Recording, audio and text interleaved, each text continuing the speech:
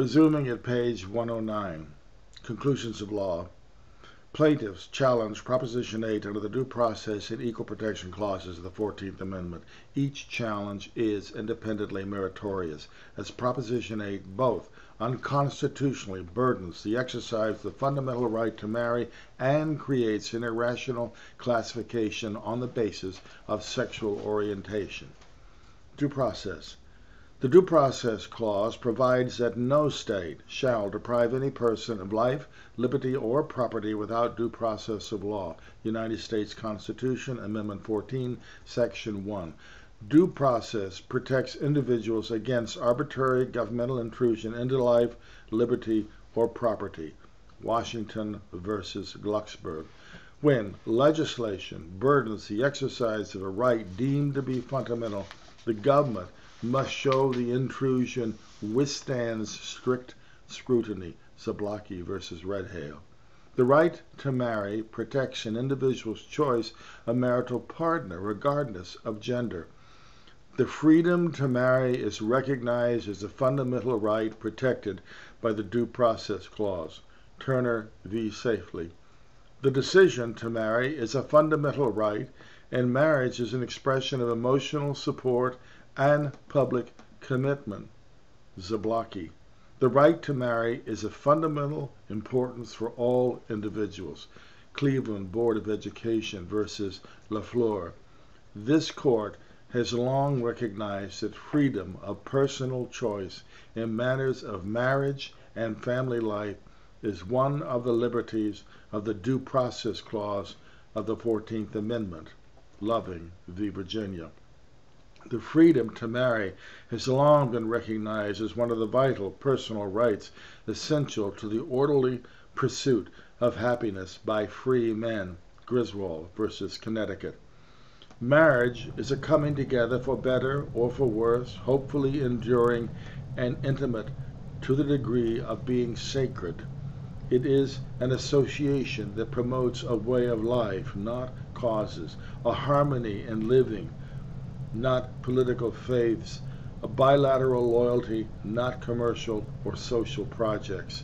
Yet it is an association for as noble a purpose as any involved in our prior decisions.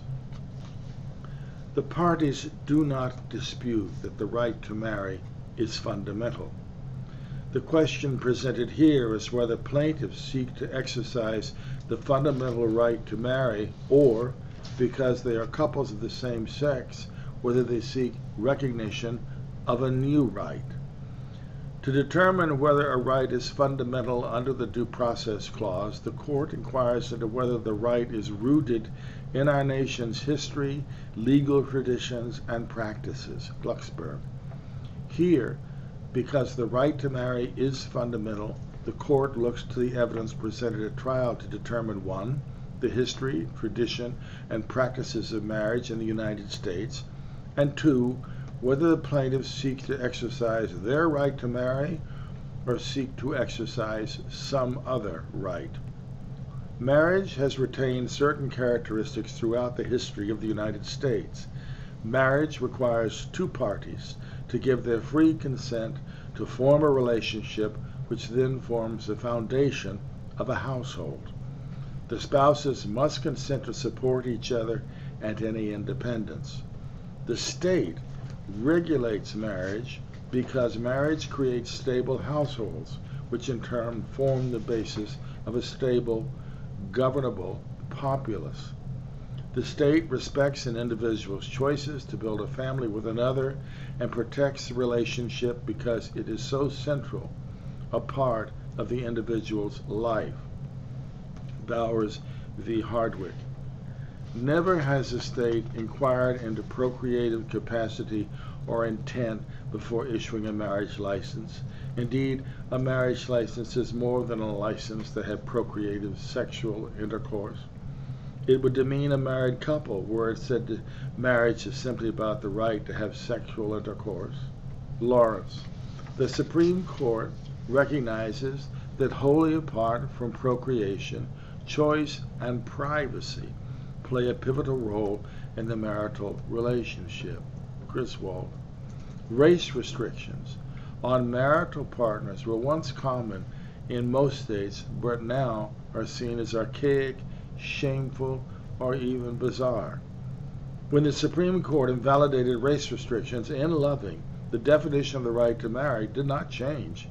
Indeed, the court recognized that race restrictions, despite their historical prevalence, stood in stark contrast to the concepts of liberty and choice inherent in the right to marry.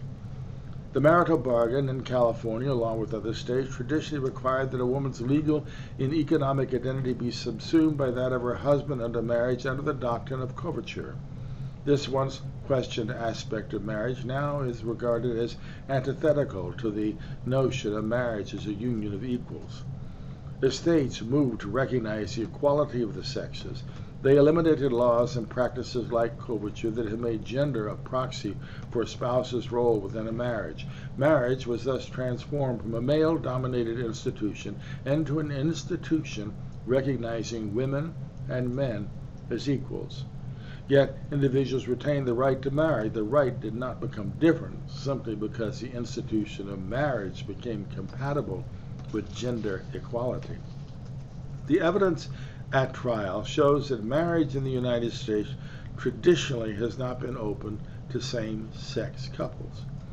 The evidence suggests many reasons for this tradition of exclusion, including gender roles mandated through coverture, social disapproval of same-sex relationships, and the reality that the vast majority of persons are heterosexual and had no reason to challenge the restriction. The evidence shows that the movement of marriage away from a gendered institution and toward an institution free from state-mandated gender role reflects an evolution in the understanding of gender rather than a change in marriage. The evidence did not show any historical purpose for excluding same-sex couples from marriage, as states have never required spouses to have an ability or willingness to procreate in order to marry.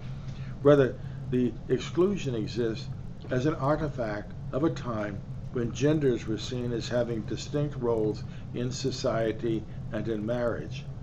That time has passed. The right to marry has been historically and remains the right to choose a spouse and, with mutual consent, join together to form a household. Race and gender restrictions shaped marriage during eras of race and gender equality, but such restrictions were never part of the historical core of the institution of marriage. Today, gender is not relevant to the state in determining spouses' obligations to each other and to the dependents. Relative gender compensation aside, same-sex couples are situated identically to opposite-sex couples in terms of their ability to perform the rights and obligations of marriage under California law. Gender no longer forms an essential part of marriage. Marriage under law is a union of equals. Plaintiffs seek to have the state recognize their committed relationships, and plaintiffs' relationships are consistent with the core of the history, tradition, and practice of marriage in the United States. Perry and Steyer seek to be spouses. They seek the mutual obligation and honor that attend marriage. Zarrillo and Katami seek recognition from the state that their union is a coming together for better, for worse, hopefully enduring, intimate to the degree of being sacred. Plaintiffs' unions encompass the historical purpose and form of marriage. Only the plaintiffs' genders relative to one another prevent California from giving their relationships due recognition.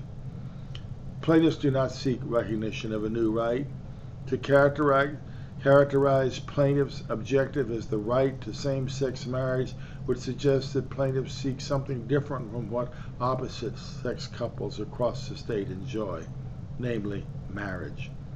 Rather, plaintiffs ask California to recognize their relationship for what they are, marriages. Domestic partnerships do not satisfy California's obligation to allow plaintiffs to marry. Having determined that plaintiffs seek to exercise their fundamental right to marry under the Due Process Clause, the court must consider whether the availability of registered domestic partnerships fulfills California's due process obligation to same-sex couples. The evidence shows that domestic partnerships were created as an alternative to marriage to distinguish same-sex from opposite-sex couples in remarriage cases. One of the core elements of the fundamental right to marry is the right of same-sex couples to have their official family relationships accorded the same dignity, respect, and stature as that accorded to all other officially recognized family relationships. By reserving the historic and highly respected designation of marriage exclusively to opposite-sex couples, while offering same-sex couples only the new and unfamiliar designation of domestic partnership, the state communicates the official view that same-sex couples committed to relationships are of less stature than the comparable relationships of opposite-sex couples. Proponents do not dispute the significant symbolic disparity between domestic partnership and marriages. California has created two separate and parallel institutions to provide couples with essentially the same rights and obligations. California Family Code, Section 297.5a. Domestic partnerships are not open to opposite-sex couples unless one partner is at least 62 years old. California Family Code 297b5. Apart from this limited exception, created especially to benefit those eligible for benefits under the Social Security Act, the sole basis upon which California determines whether a couple receives the designation married or the designation domestic partnership is the sex of the spouses relative to one another. Compare the California Family Code 297 to 299.6 domestic partnership with Sections 300 to 536, the definition of marriage. No further inquiry into the couple or the couple's relationship is required or permitted. Thus, California allows almost all opposite-sex couples only one option, marriage, and all same-sex couples only one option, domestic partnership. The evidence shows that domestic partnerships do not fulfill California's due process obligation to plaintiffs for two reasons. First, domestic partnerships are different from marriage and do not provide the same social meaning as marriage.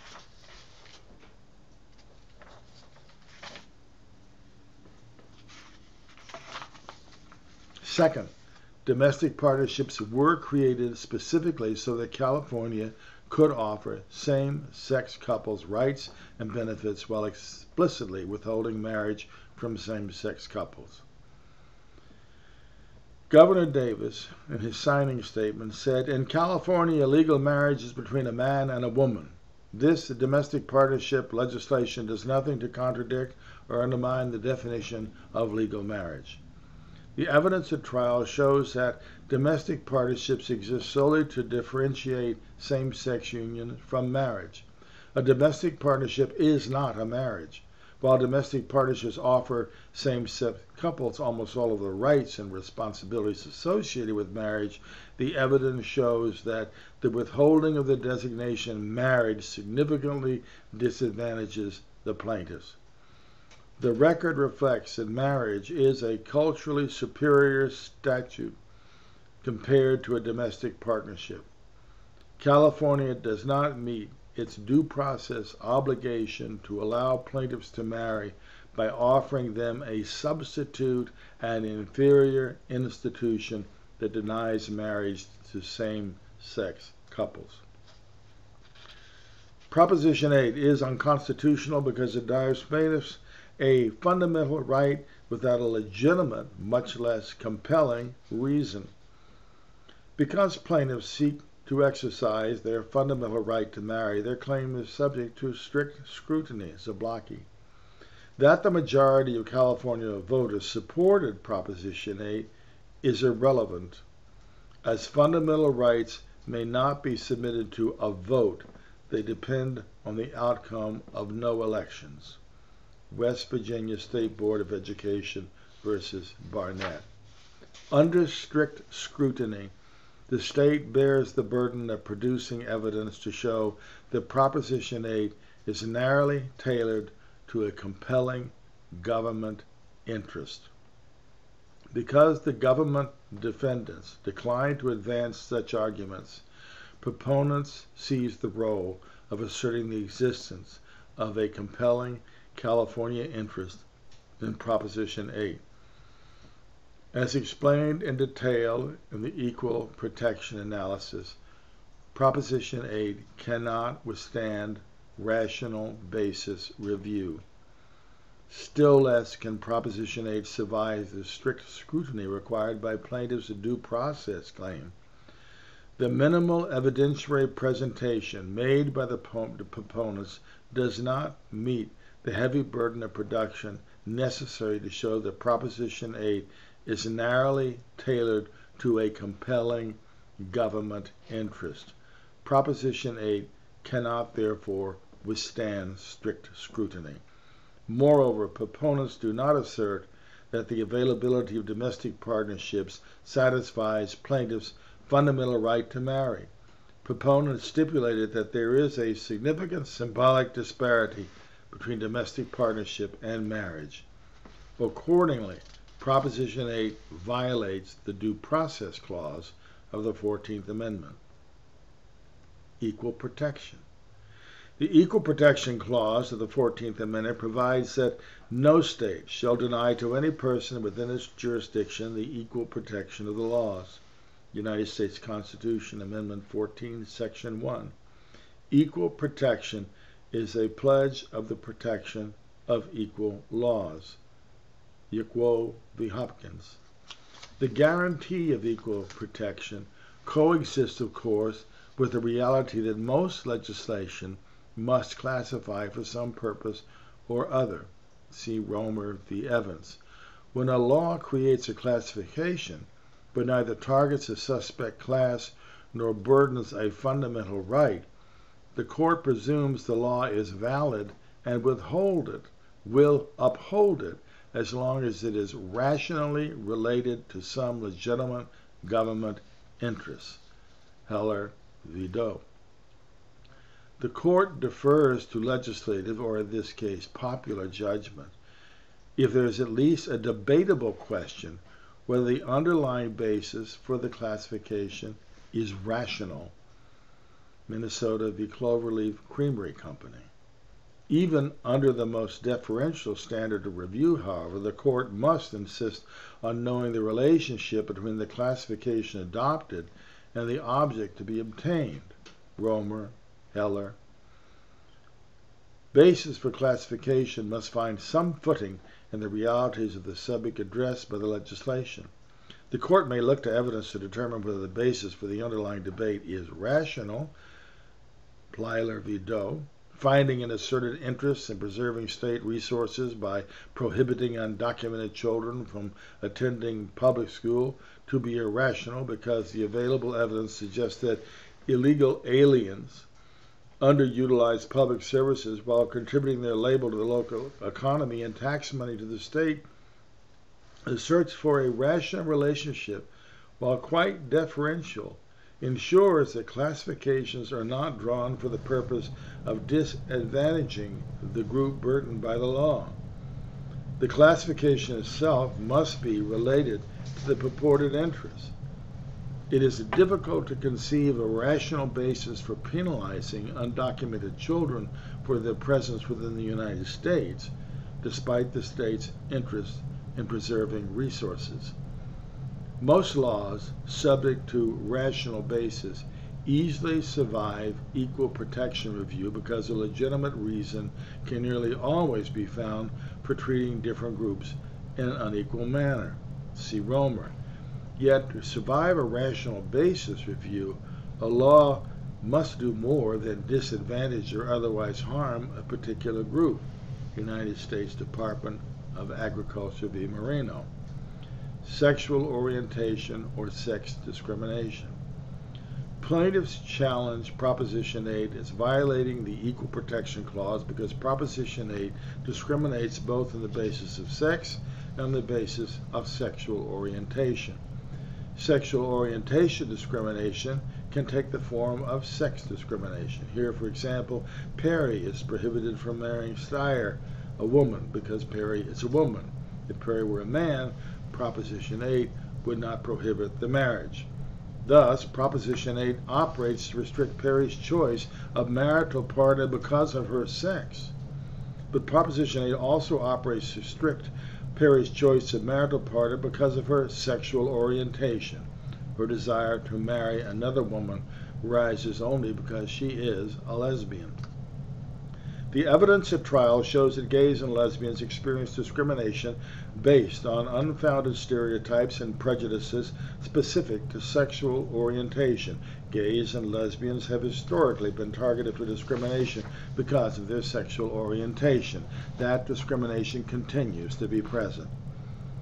As the case of Perry and the other plaintiffs illustrate, sex and sexual orientation are necessarily interrelated, as an individual's choice of romantic or intimate partner on sex is a large part of what defines an individual's sexual orientation. Sexual orientation discrimination is thus a phenomenon distinct from, but related to, sex discrimination. Proponents argue that Proposition 8 does not target gays or lesbians because its language does not refer to them.